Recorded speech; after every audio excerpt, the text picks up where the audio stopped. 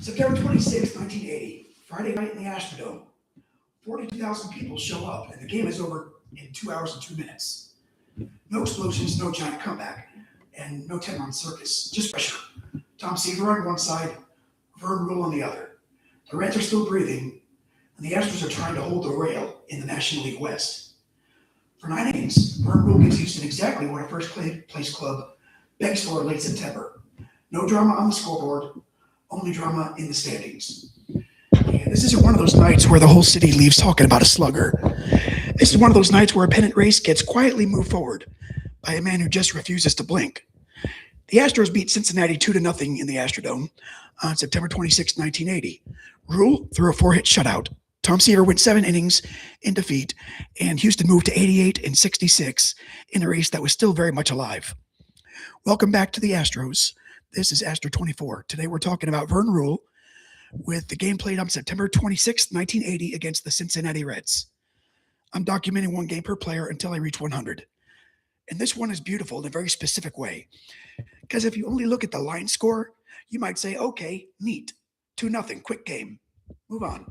But if you look at where Houston was, what the standings look like, and who they were facing, and what Vern Ruhle had become for this team, this game starts to feel a lot bigger than the score. This is a pennant race game, a Hall of Fame opponent, a replacement ace game, and a game of trust. But more than anything else, it's a game about being asked to matter in September and answering yes. Houston entered the stretch in a brutal NL West fight that eventually went all the way to a tiebreaker with Los Angeles, while Cincinnati was still hanging around the race in third. Ruhle's shutout came one day after Houston beat Atlanta, and one day before Joe Niekro blanked the Reds again, 2-0. Okay, let's start in Houston's clubhouse. The 1980 Astros are a pitching team first. They don't arrive by overwhelming you with glamour. They arrive by making games feel smaller, tighter, and meaner. They pitch, they defend, and they run, and force you to carry your own nerves.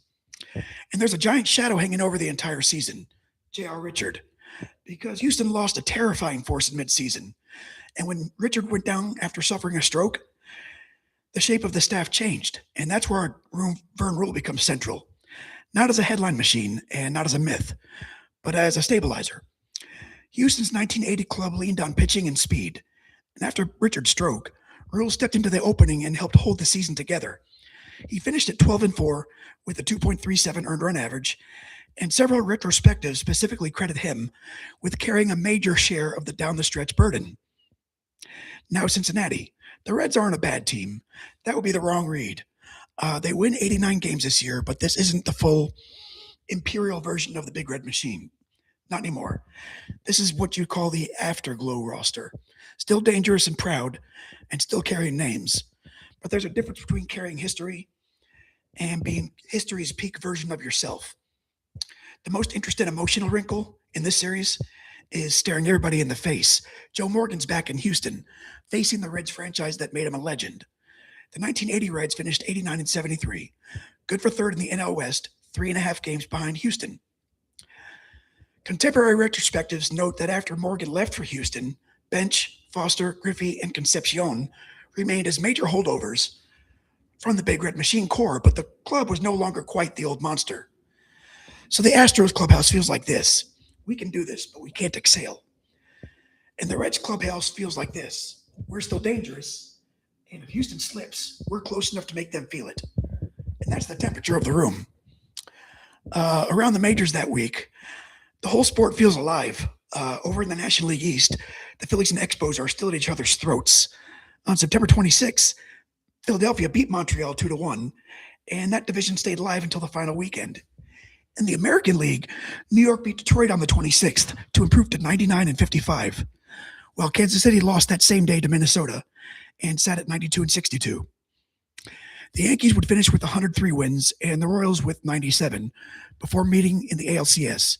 And above all that, hang George Brett, the 400 chase, that impossible number hovering over the sport like a dare. Brett had pushed his average above 400 in August, and was still over 400 as late as September 19th, before finishing the season at 390, which gives you a sense of just how much of late 1980 felt like multiple pennant races and one batting average fever dream happening at the same time. So when you watch Reds on this night, you're not watching an isolated regional game. You're watching one tile in a very crowded, very tense final week of baseball. And here's a subplot I would lean on: Vern Ruhle versus the size of the assignment, because the deeper story is not just that he pitches well. The deeper story is that Houston is not supposed to be casual about replacing J.R. Richard. There's no casual way to replace that kind of arm, that kind of menace. Richard had a presence you can't pretend. And yet baseball seasons don't pause for grief or shock. The schedule keeps demanding outs. The standings keep moving. So somebody has to move from helpful pitcher to essential pitcher. And that somebody is Vern Ruhle. The best way to frame it is simple. Houston doesn't need Vern Ruhle to become J.R. Richard. That's impossible anyways. What they needed was Vern Ruhle to become absolutely dependable. And that's exactly what happened in 1980. Retrospectives on the season repeatedly point to Ruhle as one of the key reasons that the Astros stayed afloat and then stayed dangerous after Richard was lost. That's the subplot. The season asks a man to get bigger than his resume, and on this night, he does. Bill Verdon is managing Houston. He's an old school baseball man. Crisp edges, defense, pitching, execution. He's not here to make the game prettier than it needs to be. He's here to win the division. And in 1980, he does enough to be recognized for it. Saber and historical summaries credit Verdon with leading Houston to its first postseason berth in 1980. And he was recognized as a manager of the year for that work. Cincinnati, John McNamara was a respected baseball lifer, a man people in the game trusted, who inherited the impossible task of following Sparky Anderson in Cincinnati, which is like being hired to replace a cathedral. You can do the job well and still be compared to architecture. Saber's biography of McNamara describes him as widely respected across baseball, and he'd already taken Cincinnati to the postseason in 1979 before the 1980 team slipped to third despite another strong record. Tom Seaver's on the mound for Cincinnati. George Thomas Seaver. Tom Terrific, one of the Giants. Born in Fresno, USC man, Hall of Fame pitcher. He's got one of the cleanest resumes the sport has ever seen. Major League Baseball and the Hall of Fame identify Seaver as George Thomas Seaver, born November 17th, 1944, in Fresno, California. He debuts in 1967 and finishes his career with 311 wins, 3,640 strikeouts, and a plaque in Cooperstown. Opposite him is Vern Ruhle, Vernon Gerald Ruhle, born in Coleman, Michigan, Olivet College, 17th round pick by Detroit in 1972. He wasn't a star made in neon. He's a right-hander whose career arc depended on usefulness, poise, and adaptability. MLB's player bio lists Ruhle as born on January 25th, 1951, in Coleman, Michigan, drafted by Detroit in the 17th round in 1972 out of Olivet College. His 1980 season with Houston was the best of his career. So that's the pitching matchup. One all-time great and one late-blooming essential. One iconic resume versus one season-specific necessity. And the essential guy wins. This game has serious baseball furniture in it. For Cincinnati, Tom Seaver and Johnny Bench. For Houston, Joe Morgan. That alone gives the game weight. Bench was elected to the Hall of Fame in 1989. And Hall of Fame materials list him with 389 home runs and 1,376 RBI. Morgan was elected in 1990. All sources frame him as a Hall of Famer whose Houston years came first, before his Cincinnati legend expanded into MVPs and championships. And then there are the names just beneath the Cooperstown level that still feel huge in a game like this. Dave Concepcion, George Foster, Ken Griffey Sr., Cesar Cedeno, Jose Cruz. This isn't anonymous late season baseball. This is recognizable heavyweight National League baseball. The starting lineups are excellent theater all by themselves. Cincinnati goes Collins, Griffey, Concepcion, Foster, Dreesen, Bench, Knight, Oster, Seaver. Houston answers with Morgan, Cabell, Poole, Cruz, Cedeno, Howe, Ashby, Reynolds, and Ruhle. That's a real baseball card of a game. I couldn't verify much in the way of direct trash talk between the two clubs or headline grabbing, jawing specific. What I would say is the smack talk here is structural. It's built into the uniforms. You have Joe Morgan back in Houston after becoming immortal in Cincinnati. You have the Reds still carrying the memory and the ego of the Big Red Machine years. And you have the Astros, an upstart contender trying to stop being almost and become actual. And you have Tom Seaver on the mound, which is its own kind of swagger, whether anyone opens his mouth or not. Morgan's return to Houston after his great Cincinnati run was one of the defining emotional subplots of the Astros season. And Hall of Fame material preserves his own emphasis on the team first lessons he learned in Cincinnati under Sparky Anderson. No, I didn't find a clean stack of pregame insults, but the tension was real anyways. Sometimes baseball doesn't need people to bark. Sometimes the standings do the barking. Okay, these are division rivals. Houston went 10-8 against Cincinnati in 1980, so this is not a random one-off. Joe Morgan is the living bridge between the two franchises.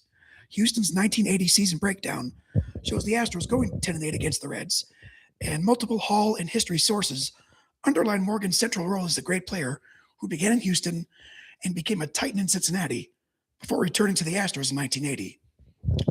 The game isn't about Astros versus Reds. It's also about Astros past versus Astros future, and Reds memory versus Reds reality.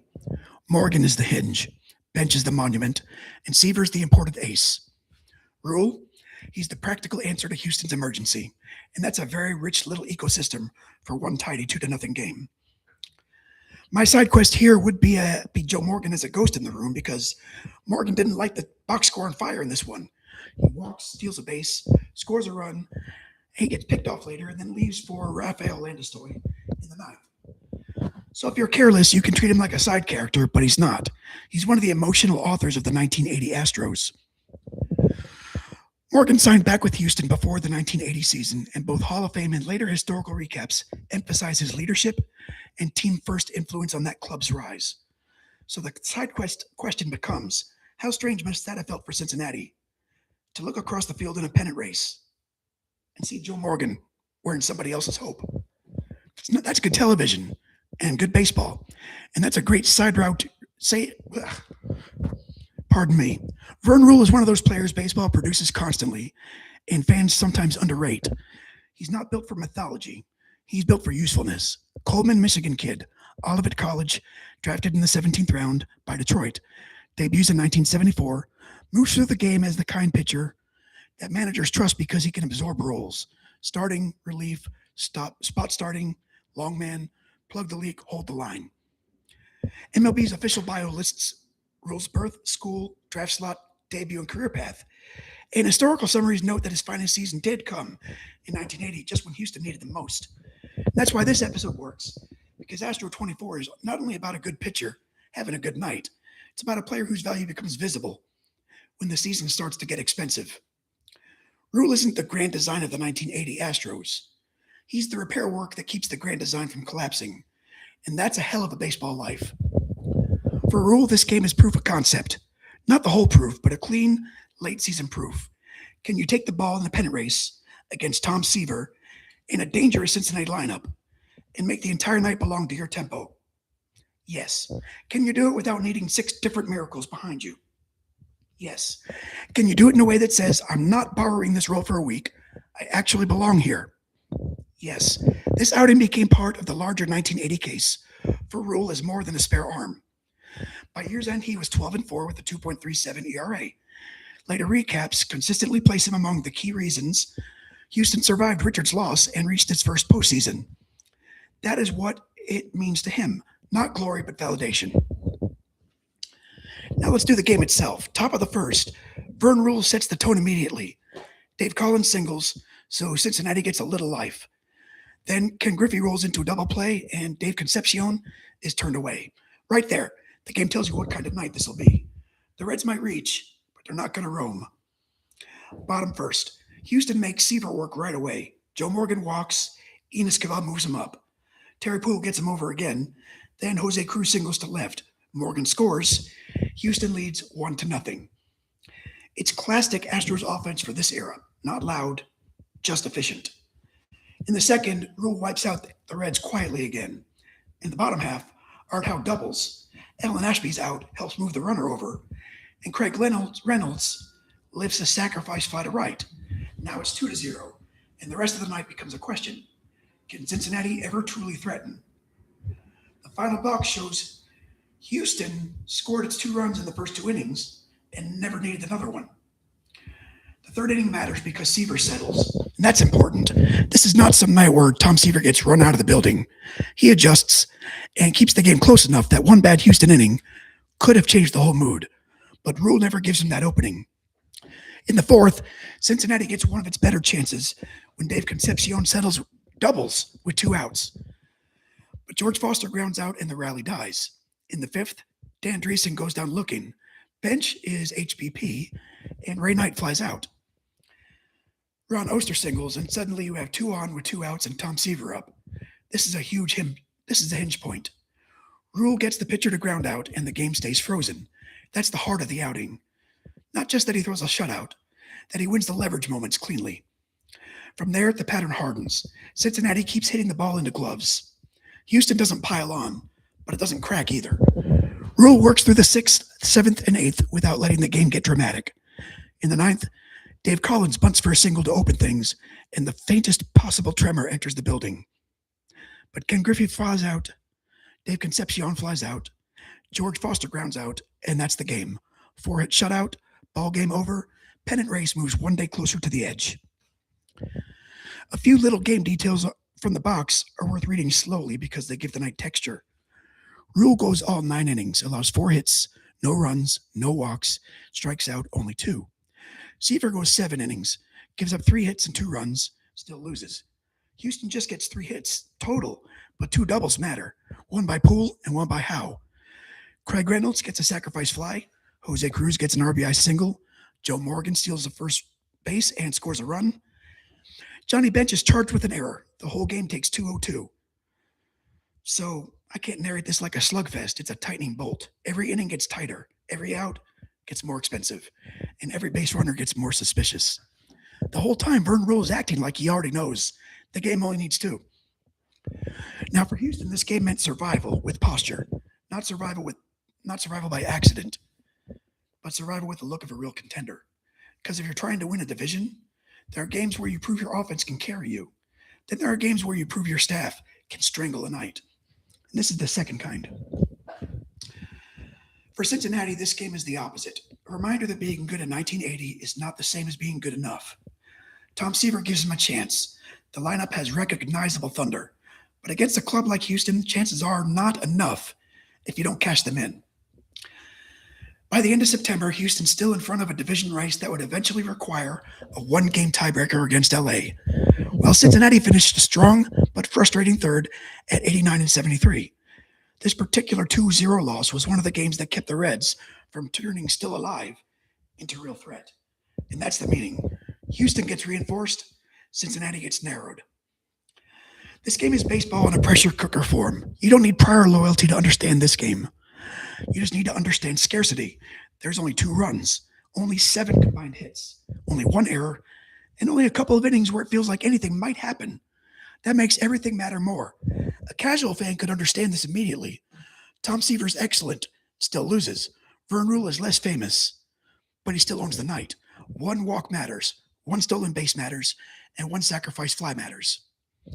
1 ground ball in the 9th can feel huge. And if you're a brand new baseball fan, this game teaches the most important lesson the sport has to offer. Not every masterpiece is loud. The objective facts are almost minimalist. 2-0, 4-hit shutout, 2:02 game time, pennant race setting, and that combination is exactly why the game plays so well as a first exposure to tension baseball.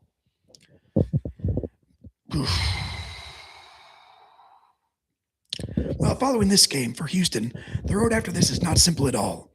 They beat the Reds again the next day, 2-0 behind Joe Niekro and Dave Smith. Then they lose the Sunday finale to Cincinnati, beat Atlanta on September 30th. Then comes the knife edge ending. The Dodgers sweep Houston in the final 3 regular season games, forcing a 1-game tiebreaker. And in that tiebreaker, Joe Niekro throws a complete game. Houston wins 7-1 for the franchise's first division title. After that, the Astros lose the 1980 National League Championship Series to Philadelphia in 5 painful games. For Cincinnati, the story is simpler and sadder.